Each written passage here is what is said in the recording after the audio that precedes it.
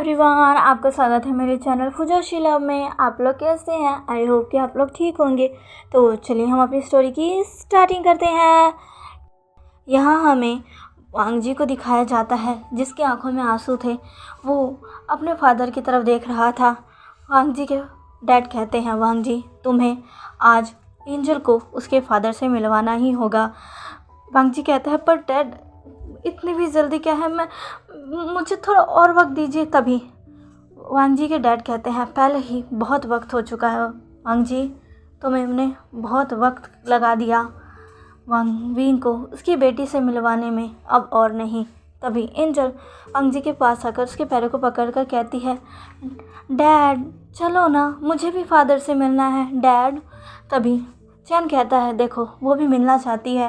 वांग जी जो कि अपनी बेटी को देखता है, वो तुरंत ही उसे अपनी गोदी में लेकर टाइटली हग कर लेता है और कहता है, पर डैड मैं नहीं चाहता, कहीं वो गुस्सा हो गया और उसने मुझे एंजल से अलग कर दिया तो मैं नहीं चाहता डैड मैं नहीं चाहता, मैं एंजल को नहीं खो सकता। मेरी लाइफ में सिर्फ यही है और यही थी जिसके कारण मैं ज़िंदा था, जिसके कारण मैं अभी तक जी रहा था, वरना मैं तो कब का मर जाता। डैड मैं इसे खुद से दूर नहीं कर सकता। तभी चैन आगे बढ़ता है, वांग जी के आंखों से उन आंसुओं को पोंछता है और उसके गालों को सहलाकर उसके फोरहेड पर किस करते हुए कहता है, ऐसा कुछ नहीं होगा वांग जी, अपने अंदर के डर को निकालो। विंग तुमसे बहुत प्यार करता है और तुम्हें ऐसा क्यों लगता है अगर उसे एंजल के बारे में पता चलेगा तो वो तुमसे दूर हो जाएगा? नहीं वांग जी, वो तुमसे इतना प्यार करता है कि जब उसे पता चलेगा कि उसकी एक बेटी है जिसे तुमने जन्म दिया है तो उसका प्यार तुम्हारे लिए और बढ़ जाएगा और तुम्हारा वो रिश्ता जो धीरे धीरे टूटने लगा था वो फिर से मजबूत हो जाएगा और इस बार बहुत ही ज़्यादा, इतना ज़्यादा मजबूत होगा कि उसे कोई नहीं तोड़ पाएगा। तुम्हारी बेटी तुम्हारे और विंग के रिश्ते को और भी अच्छे से बढ़ाएगी। तुम्हारी बेटी तुम्हारे और विंग के बीच में प्यार को बढ़ाने का काम करेगी, ना कि उसको तोड़वाने का। वांग जी तुम्हें ऐसा क्यों लगता है? तुम जैसा सोच रहे हो वैसा कुछ नहीं होगा। वांग जी ट्रस्ट करो अपने डैड पर, अपने अल्फ़ा पर। तुम्हारा अल्फ़ा तुम्हें खुद से दूर नहीं जाने देगा। अगर उसे ये करना ही होता तो वो उसी वक्त कर चुका होता जब उसे खबर मिली थी कि तुम मर चुके हो। तब तो उसके पास कोई नहीं था, ना तुम ना ये, लेकिन तब भी उसने तुम्हारा इंतज़ार किया वांग जी। उसने किसी को भी अपनी लाइफ में नहीं आने दिया, सिर्फ तुम्हारी वजह से। और जब अब तुम आ गए हो तो तुम्हें ऐसा क्यों लगता है कि वो तुम्हें छोड़ देगा और तुम्हें तुम्हारी बेटी से दूर कर देगा? नहीं, बल्कि वो तो तुम्हारे और करीब आ जाएगा और अब वो तुम्हें खुद से बिल्कुल भी अलग नहीं करेगा। वांग जी ये तुम्हें करना ही होगा। वांग जी जो कि बस ये सब याद कर रहा था और बस सामने की तरफ देख रहा था, जहाँ विंग शॉक में उसको और एंजल को देख रहा था, तो धीरे धीरे उसके सामने जा रही थी। अब वांग जी के पीछे लूसी और वांग जी के डैड भी आ चुके थे और एंजल विंग की तरफ बढ़ रही थी। एंजल को देखकर याली बहुत ही ज़्यादा शॉक थी, लेकिन वो पूरी तरीके से समझ चुकी थी एंजल किसकी बेटी है, क्योंकि उसका फेस, वो अपने भाई के फेस को नहीं भूल सकती। उसने विंग को बचपन से देखा है और उसे एक मदर की तरह पाला है। वो विंग की बेटी को पहचानने में बिल्कुल गलती नहीं करेगी। और इधर दूसरी तरफ विंग जो वांग जी के वर्ड से शौक था, उसने क्या कहा इस बच्ची से? विंग उसका फादर है। एंजल जो कि धीरे धीरे विंग के करीब बढ़ रही थी, वो विंग को देख रही थी। विंग भी बस एंजल को देख रहा था। विंग को पता नहीं क्यों एंजल से अपना सा फील हो रहा था। उसे तो अभी भी समझ नहीं आ रहा था कि एंजल कौन है और वांग जी ने ऐसा क्यों कहा। पता नहीं विंग को क्या हुआ, लेकिन वो एंजल को देखते देखते ही नीचे बैठ गया। एंजल जो कि मुस्कुराते हुए अब विंग के पास तक आ चुकी थी। विंग जो कि बस उसके बराबर में बैठ चुका था। विंग अपनी हैरान भरी आंखों के साथ एंजल को देख रहा था। एंजल जो कि विंग के पास जाती है और फिर पीछे मुड़कर वांग जी की तरफ देखती है।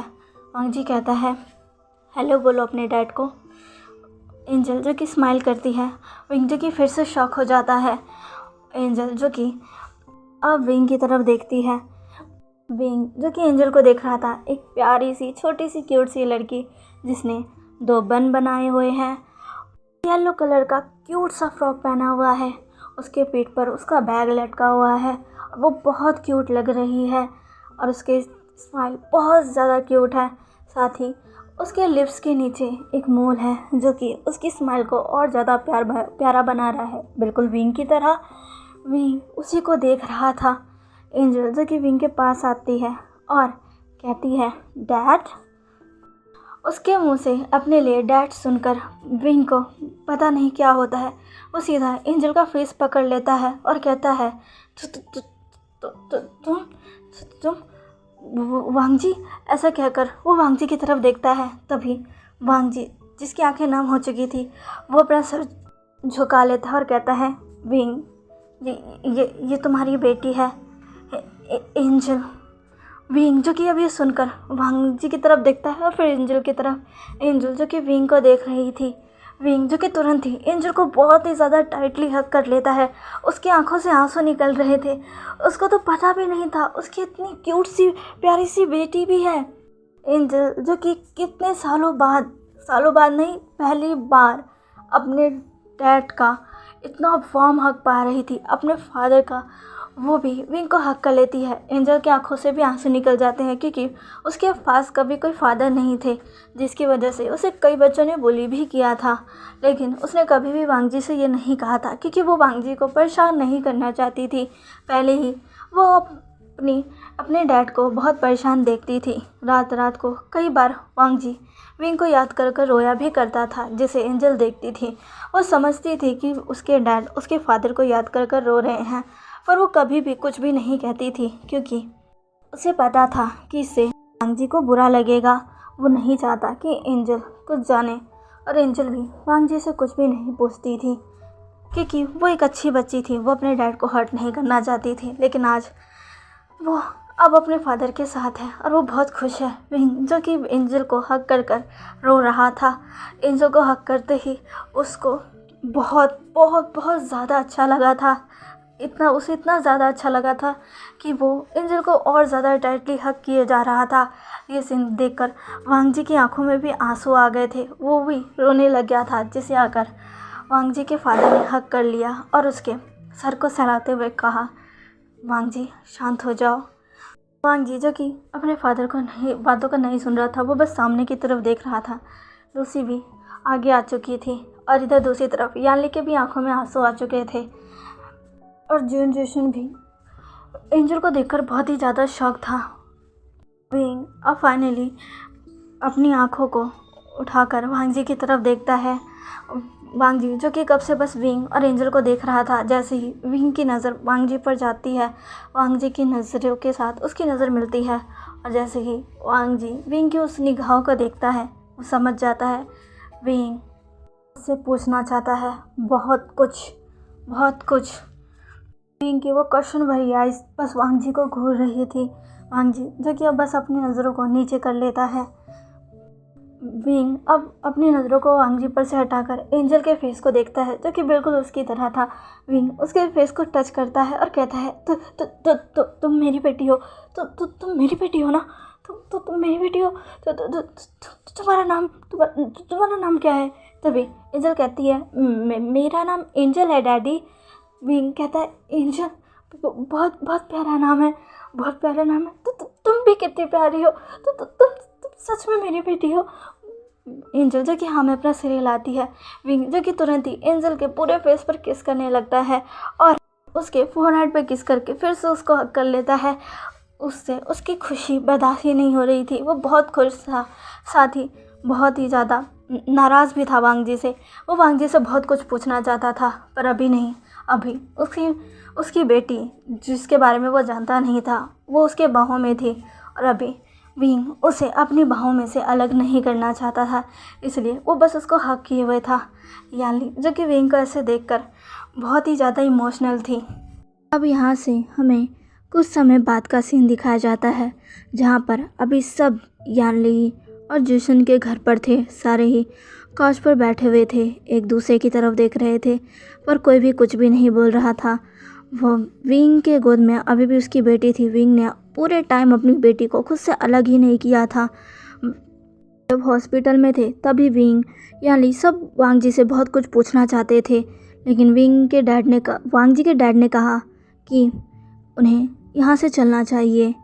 तभी सारे ही मान गए और सब तुरंत ही यानली के घर आ गए। पूरे रास्ते विंग ने ना वांग जी से कुछ कहा था, ना वांग जी ने विंग से। विंग ने पूरे रास्ते बस अपनी बेटी को अपने गोद में रखा, अपनी बाहों में। उसने एक पल के लिए भी एंजल को खुद से दूर नहीं किया। वो बस एंजल को देख रहा था और उसे बस अपने सीने से लगाया हुआ था। अभी भी वो बस एंजल को अपनी गोद में लेकर ही बैठा था। वो कुछ भी नहीं बोल रहा था। वांग जी जो कि आज बहुत ज़्यादा नर्वस था पूरी लाइफ में, आज वांग जी बहुत ही ज़्यादा नर्वस था। वो घबराया हुआ था क्योंकि विंग ने इस पूरे टाइम उससे कुछ भी नहीं कहा है। हॉस्पिटल से लेकर घर तक वो विंग ने वांग जी की तरफ देखा तक नहीं है और वो अभी भी नहीं देख रहा। यानली भी बहुत कुछ पूछना चाहती है पर उसे समझ नहीं आ रहा कि वो क्या ही बोले, क्योंकि विंग ही कुछ नहीं बोल रहा। और वांग जी के फादर वो भी थोड़े से टेंस्ड है कि क्या ही बोले। अब वो लूसी भी देख रही है यहाँ का माहौल कितना ज़्यादा टेंस हो गया है। और इधर दूसरी तरफ मैम जो को बहुत गुस्से में है, बहुत ही गुस्से में है। आज विंग घर आने वाला था इसलिए उसने पूरे घर को अच्छे से रेडी किया था। यहाँ तक कि उसने स्पेशली अपने हाथों से विंग का रूम सजाया था ताकि जब विंग आए तो वो विंग को सरप्राइज़ कर सके, उसे थोड़ा सा तो इम्प्रेस कर सके। पर उसे क्या पता था विंग के आते ही उसे खुद सरप्राइज़ मिल जाएगा। पहले वांग जी आ गया और अब विंग की बेटी वो बहुत गुस्से में थी कि चलो वांग जी आया, लेकिन वो कैसे भी कर वांग जी को उसके रास्ते से हटा देगी, चाहे उसे कुछ भी क्यों ना करना पड़े। लेकिन अब विंग की बेटी ये कहाँ से आ गई, वो वही सोच कर बहुत बहुत गुस्सा हो रही थी। पर वो कैसे भी यहाँ सबके सामने खुद को शांत रखने की कोशिश कर रही थी। यानली जो कि कहती है क्या हमें कुछ बताओगे आप? वांग जी के फादर कहते हैं यानली कहती है तो बताइए वांग जी, तुमसे सुनना है हमें, बताओ ये तुमने क्यों नहीं बताया? वांग जी कहता है मैं। तभी एक किसी की आवाज़ आती है और सब शांत हो जाते हैं। तभी विंग कहता है मुझे तुमसे बात करनी है वांग जी, अकेले में। विंग की वॉइस पहले की तरह प्यारी, फनी, नॉटी कुछ भी नहीं था। उसकी वॉइस बहुत डीप थी और वॉइस में साफ साफ उसका गुस्सा सुनाई दे रहा था। विंग ने जैसे वांग जी को बोला, वांग जी जो कि बस कुछ भी बोलने की हालत में नहीं था, विंग ने कहा मुझे तुमसे बात करनी है वांग जी। वांग जी जो कि हाँ में अपना सर हिला देता है। विंग कहता है मेरे साथ रूम में चलो। वांग जी जो कि फिर से हाँ में अपना सर हिला देता है। विंग जो कि बिल्कुल भी नहीं चाहता था, बिल्कुल भी नहीं, लेकिन उसे वांग जी से बात करनी थी, इसीलिए वो अपनी बेटी को खुद से अलग कर रहा था। उसे को मन तो बिल्कुल भी नहीं था एंजल को खुद से दूर करने के लिए, लेकिन वो एंजल के सामने वांग जी से कुछ भी नहीं कह सकता कुछ, क्योंकि वो अपनी बेटी के सामने कुछ ऐसा नहीं करना चाहता जो उसको करना नहीं चाहिए। विंग एंजल को खुद से अलग करता है और कहता है बेबी मुझे तुम्हारे डैड से कुछ बात करनी है, ठीक है? तब तक तुम अपनी आंट के साथ रहो। वो देखो वो तुम्हारी आंट है, तुम अपनी आंट से नहीं मिली ना, मुझे माफ़ करना, मैंने तुम्हें मिलवाया ही नहीं। वो देखो वो तुम्हारी आंट है और तुम्हारी आंट अब तुम्हें सबसे मिलवा देगी, ठीक है? तब तक मैं तुम्हारे डैड से बात कर आता हूँ। एंजल जो कि स्माइल के साथ अपने फादर को देखते कहती है ओके डैड। तभी विंग कहता है मेरी प्यारी बेटी, ऐसा कहकर वो एंजल को यानली को देने लगता है। यानली जो कि बहुत ही ज़्यादा खुशी के साथ तुरंत ही एंजल को अपनी गोद में ले लेती है, क्योंकि वो तो कब से एंजल को लेना चाहती थी। जैसे ही उसने एंजल को देखा था वो तो समझ चुकी थी कि ये कौन है और वो तब से एंजल को लेना चाहती थी, पर वो बहुत ही ज़्यादा कन्फ्यूज़ थी और साथ ही वो जवाब भी जाना चाहती थी। लेकिन अभी वांग जी विंग को पहले बताए ये ज़्यादा ज़रूरी है, और वैसे भी अभी उसे अब अपनी प्यारी सी नेफ्यू से भी तो मिलना है, इसलिए यानी खुशी के साथ तुरंत ही एंजल को अपनी गोद में ले लेती है और वो बहुत ही ज़्यादा खुश थी। एंजल भी अपनी आंट को देखकर बहुत ही ज़्यादा खुश थी। एंजल को वहाँ यानी को देते ही विंग तुरंत ही वांग जी का हाथ पकड़ता है और उसे खींचते हुए अपने बेडरूम की तरफ ले जाता है। उसने ये सब बहुत ही जल्दी किया था। जैसे ही यानली ने एंजल को अपने गोद में लिया, वैसे ही विंग ने वांग जी का हाथ पकड़ा जो कि उसके पास ही था और वो खींचकर सीधा उसे अपने बेडरूम में ले गया। साथ ही विंग का ये एक्शन देखकर बहुत ही ज़्यादा चौंक चुके थे और साथ ही बहुत ही ज़्यादा घबराए हुए भी थे कि अब क्या, पता नहीं क्या होगा, क्योंकि उन्हें विंग को देखकर पता चल रहा था कि हाँ, वो गुस्से में तो है। सबसे ज़्यादा तो यहाँ वांग जी के फादर घबराए हुए थे, क्योंकि वो जानते थे कि वांग जी ने ऐसे क्यों किया। वांग जी को डर था कि कहीं विंग उसे उसकी बेटी से दूर ना कर दे। उसके मन में इसी चीज़ का डर था। वांग जी ने कुछ भी जानबूझकर नहीं किया। वांग जी के फादर वांग जी के लिए परेशान हो रहे थे कि कहीं विंग अपने गुस्से में कुछ गलत ना कर बैठे। सब यही सोच रहे थे और लूसी भी बहुत ही ज़्यादा घबराई हुई थी। लूसी मन में सोच रही थी उसे विंग से पहले ही बात कर लेनी चाहिए थी, उसे बताना चाहिए था वांग जी की कंडीशन, क्योंकि जब वांग जी प्रेग्नेंट था उसकी कंडीशन कितनी ज़्यादा ख़राब थी। बहुत उसे सब चीज़ के बारे में विंग को बताना चाहिए था। अगर वो उसने पहले ही बात कर ली होती तो शायद अभी विंग थोड़ा शांत होता। उसे वांग जी की बहुत फिक्र हो रही थी। इधर दूसरी तरफ विंग जैसे ही वांग जी को अपने रूम में लेकर आता है, वो सीधा रूम का डोर लॉक कर लेता है और सीधा वांग जी को वहीं पर वॉल में पिन कर देता है। उसके दोनों हाथों को टाइटली वॉल पर पिन कर देता है और उसे अपनी डीप आइज से घूर कर देखने लगता है, जो कि अभी गुस्से में थी। वांग जी जो कि विंग को देख रहा था। विंग की वो लाल आंखें जो वांग जी को इंटेंस नज़रों से घूर रही थी। विंग अब अपनी डीप वॉइस में कहता है, क्यों क्यों क्यों लंजा, क्यों किया तुमने ऐसा, क्यों किया तुमने लंजा ऐसा?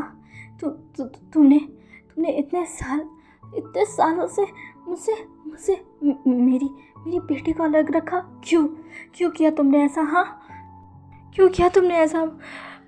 बताओ मुझे, बताओ। वांग जी पर बस चिल्ला रहा था। वांग जी अब विंग की तरफ अपनी डिवाइस से घूरता और कहता है, तो फिर मैं क्या करता विंग? बताओ मुझे, क्या मेरे पास तुमने कोई चारा छोड़ा था? हाँ बताओ मुझे। तुमने मुझे जो प्रेग्नेंट किया था, क्या तुम्हें पता भी था कि मैं किस हालत में हूँ? जब मुझे पता चला था कि मैं प्रेग्नेंट था तो मैं इस हालत में भी नहीं था कि मैं किसी से बात कर सकूं, तो मैं तुम्हें कुछ क्या बताता। विंग जो कि बस वांग जी को अपनी डीप आई से घूर रहा था। वांग जी कहता है, तुम्हें गुस्सा आ रहा है ना मुझ पर? हाँ, तुम नाराज़ हो ना कि मैंने तुम्हें तुम्हारी बेटी से दूर रखा, लेकिन विंग तुम मुझे बताओ मैं क्या करता? तुम्हें पता भी है जब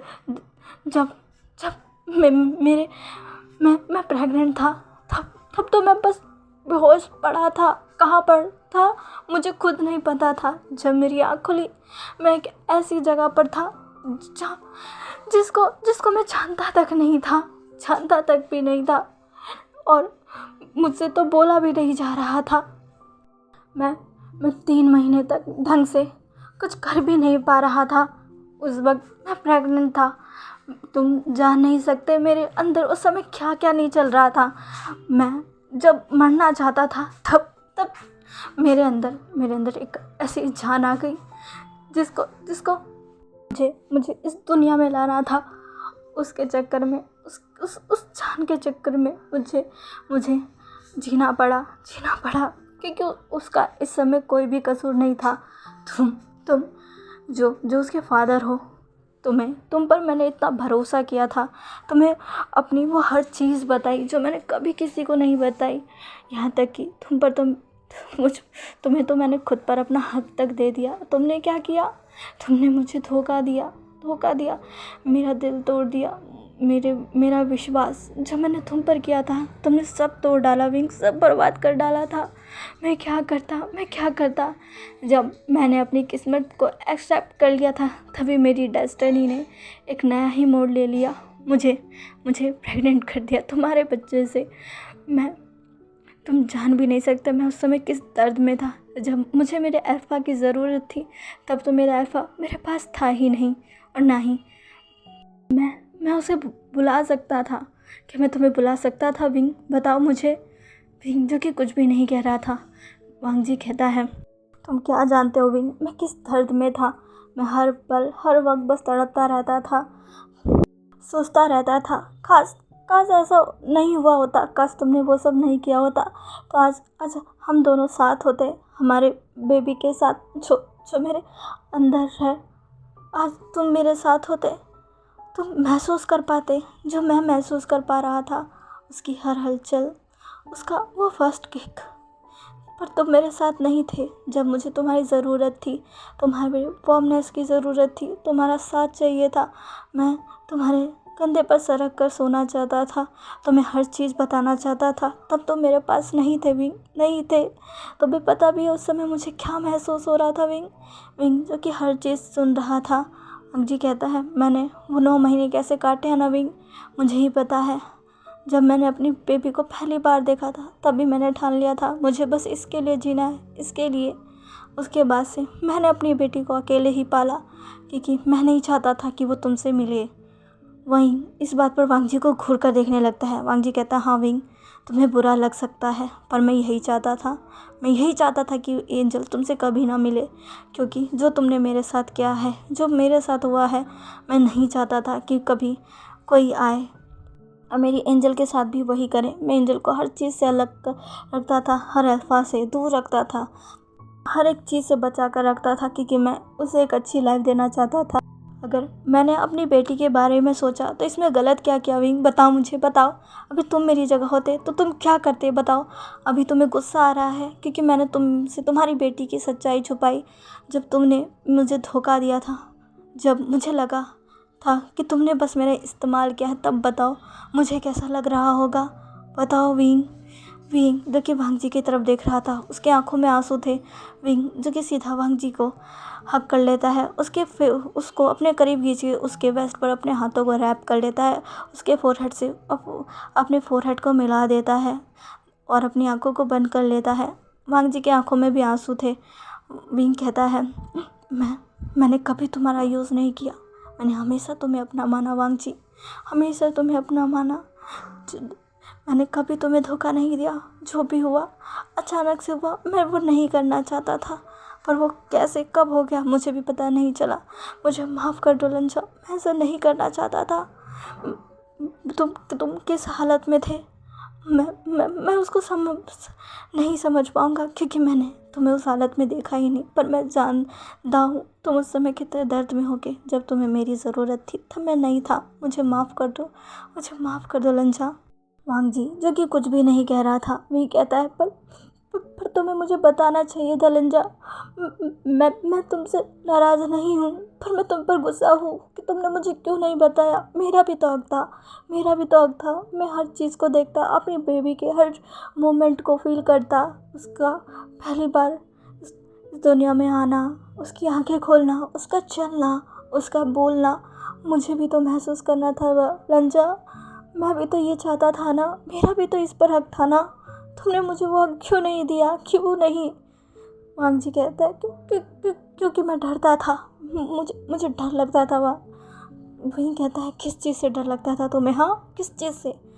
लंजा कहता है, क्योंकि मुझे लगता था अगर तुम्हें ये पता चला कि मैं ज़िंदा हूँ तो तुम मेरी बेबी को मुझसे दूर कर दोगे और फिर मुझे वापस वहीं छोड़ोगे जहाँ से मैं निकला था, उस अंधेरे में।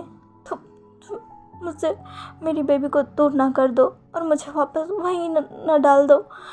इसीलिए मैं डरता था, इसीलिए मैं तुम पर बहुत गुस्सा था और साथ ही चाहता था कि तुम्हें कभी पता ना चले, क्योंकि मैं अपनी बेबी को खुद से दूर नहीं करना चाहता था।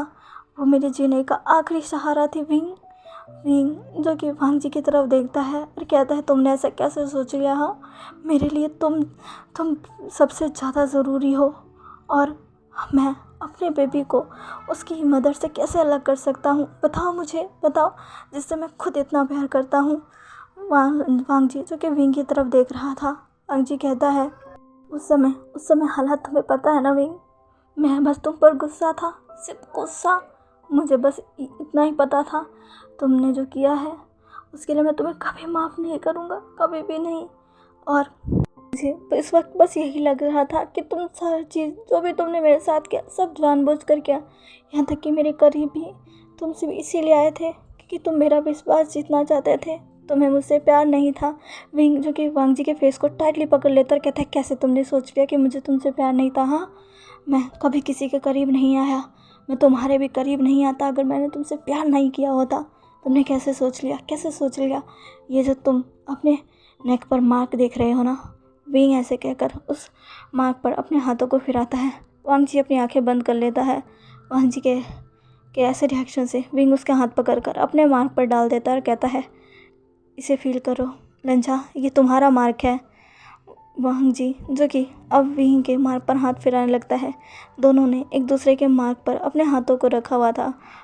विंग कहता है मैं तुमसे प्यार नहीं करता तो कभी तुम्हें मार्क नहीं करता, और यहाँ तक कि खुद को भी कभी तुमसे मार्क नहीं करवाता। वांग जी यह सोचता है और विंग की तरफ देखकर बस उसे देखता रहता है। विंग कहता है मैं तुमसे बहुत प्यार करता था, बहुत बहुत ज़्यादा, अभी भी करता हूँ, बहुत ज़्यादा। ऐसे कहकर वो वांग जी को हक कर लेता है। वांग जी जो कि विंग को हक बैक करके कहता है मैं क्या करता, मैं बहुत डरा हुआ था विंग, मुझे माफ़ कर दो, मुझे माफ़ कर दो, मुझे माफ़ कर दो विंग। हाँ, विंग जो कि कहता है नहीं, तुम्हारी गलती नहीं है, सब मेरी वजह से हुआ है।